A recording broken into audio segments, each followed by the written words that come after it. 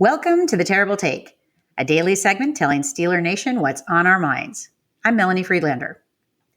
With the 2024 NFL Draft now less than 3 weeks away, our attention has been consumed by the current class of prospects, and the mock drafts are constant and endless. I'm excited to see which players will be selected by the Steelers, but with only 7 picks this year, the draft won't solve all of this team's roster challenges. Some teams are primed to clean up, like the Los Angeles Rams and the Green Bay Packers, who have 11 draft picks each. In the AFC North, only the Browns have fewer picks than Pittsburgh. The Bengals have 10 and the Ravens have 9. To stay competitive, General Manager Omar Khan and head coach Mike Tomlin will need to choose wisely later this month. We all know the big targets in the early rounds: offensive tackle, center, wide receiver, and cornerback.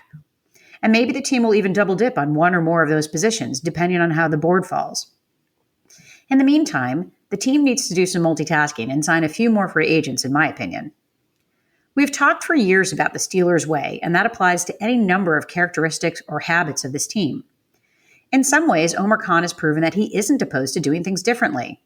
Getting pricey contract extensions done prior to training camp, like Minkah Fitzpatrick, being aggressive early in free agency, firing a coordinator midseason, and trading away a former first-round draft pick halfway through his rookie deal. There's one more area where I would like to see Khan break tradition, and that is re-signing the team's unrestricted free agents sooner rather than later. In the past, the team has waited until after the draft and sometimes into late May to get those deals done, partly because they want to have a clearer idea of the team's needs. And I get that.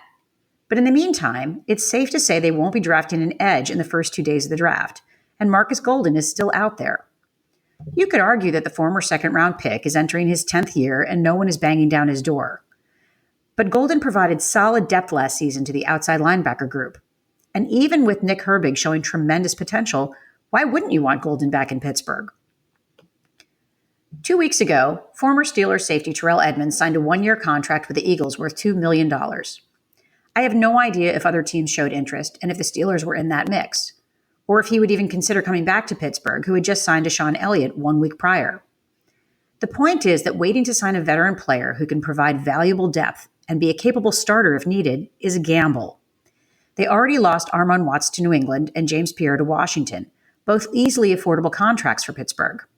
Yes, it's possible that the team has made an offer to a player like Chandon Sullivan or even Golden, and he is waiting to see how things unfold.